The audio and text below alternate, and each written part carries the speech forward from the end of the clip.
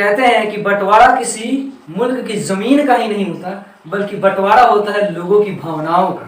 लकीरें जो सरहदों पर खींची जाती है वो लोगों के दिल पर हमेशा के लिए अपना निशान छोड़ जाती है। इस वीडियो में आप भारत के बंटवारे से जुड़ी ऐसी बातों को जानोगे जिसको सुनकर आपका दिल दहल जाएगा।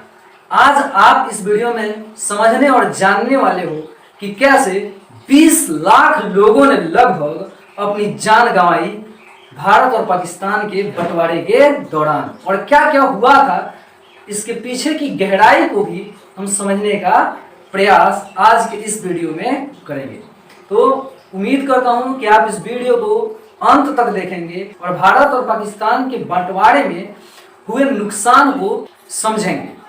तो आइए स्टार्ट करते हैं आज का ये वीडियो। Let us start.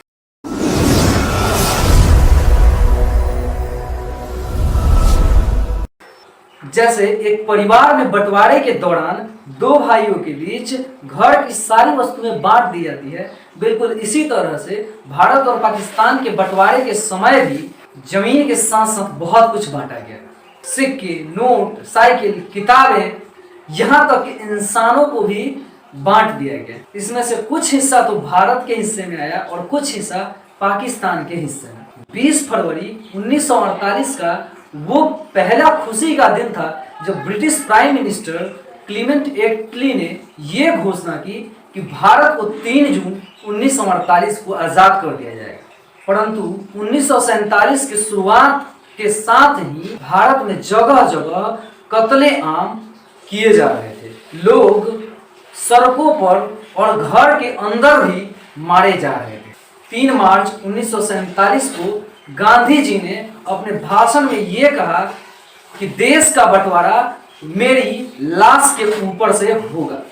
इधर एक तरफ गांधी जी बंटवारा न होने के मुद्दे पर पूरी तरह से अड़े हुए थे और उधर पंडित जवाहरलाल नेहरू और सरदार वल्लभ भाई पटेल जैसे बड़े नेता ये सोच रहे थे कि अगर जल्दी से जल्दी भारत का बंटवारा नहीं किया गया तो जो दंगे हो रहे हैं वो और भी ज्यादा भयानक रूप ले सकते हैं। माउंटबेटन का भी यही मानना था कि जल्दी से जल्दी अगर भारत के बंटवारे को नहीं किया जाए तो शायद दंगे और जो भयानक रक्तपात हो रहे हैं ये कभी खत्म नहीं होने वाले।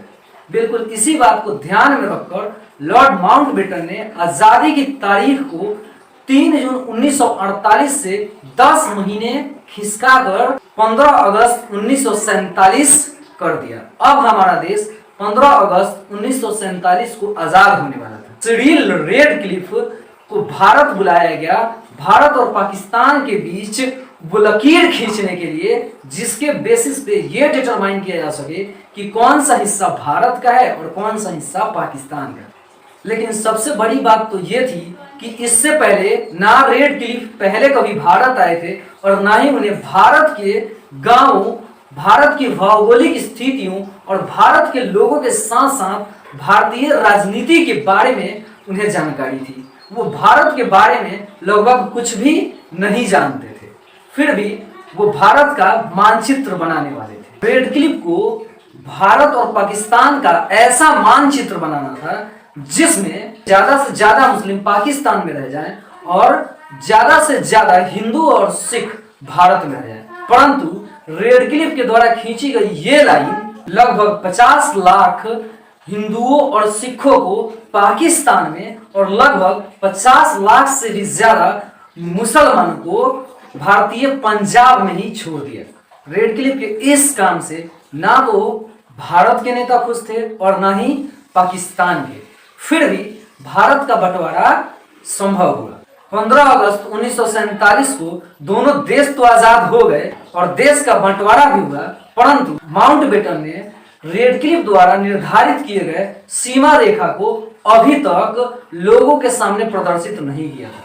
इसका परिणाम यह हुआ कि लोगों को अब तक पता ही नहीं था कि भारत का कौन सा हिस्सा पाकिस्तान को मिलने वाला है और कौन सा हिस्सा भारत में ही रहने वाला है। फिर भी आजादी के 2 दिनों के बाद माउंटबेटन ने रेडक्लिफ द्वारा बनाए गए भारत और पाक के सीमा को लोगों के सामने पब्लिश किया। तब तक इतनी देर हो चुकी थी कि इस देर का परिणाम यह हुआ कि लगभग 2 लाख से 20 लाख लोगों की मौत हुई। 2 लाख से 20 लाख लोग दंगे में मारे गए, चाहे वो बच्चे हों, बूढ़े हों और औरतें हों। चारों तरफ सिर्फ लाशें ही लाशें दिखाई दे रही थी। लोग पूरी तरह से बेहाल थे और ये नहीं समझ पा रहे थे कि वो कहां जाएं। बच्चे और बूढ़े तक अपनी जान से हाथ धो बैठ रहे थे। इतिहासकार लियोनार्ड मोसले ने कहा है, रेड क्लिफ रिपोर्ट को अगर टाइम से पहले प्रकाशित किया जाता, थोड़ा सा और पहले प्रकाशित किया जाता, तो शायद जो इतने लोग मरे वो नहीं मरते। और लियोनार्ड मोसले ने लॉर्ड माउंटबेटन को इन सभी का एक बहुत बड़ा दोषी ठहराया। न कि लगभग 2 लाख से 20 लाख लोगों की जान गई इस बंटवारे में, बल्कि 1 करोड़ 50 लाख लोग ऐसे भी हुए जिन्हें अपना घर बार छोड़ के भागना पड़ा।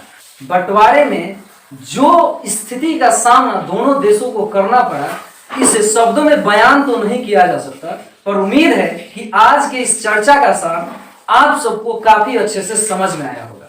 मिलते हैं फिर से अगले एपिसोड में ऐसे ही एक शानदार टॉपिक के साथ जिनके बारे में हमें जानना बहुत जरूरी है।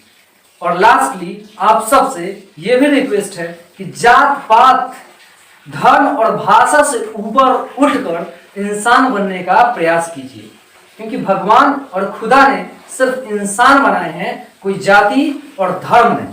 तो आज के लिए बस इतना ही। धन्यवाद। आपका दिन शुभ हो।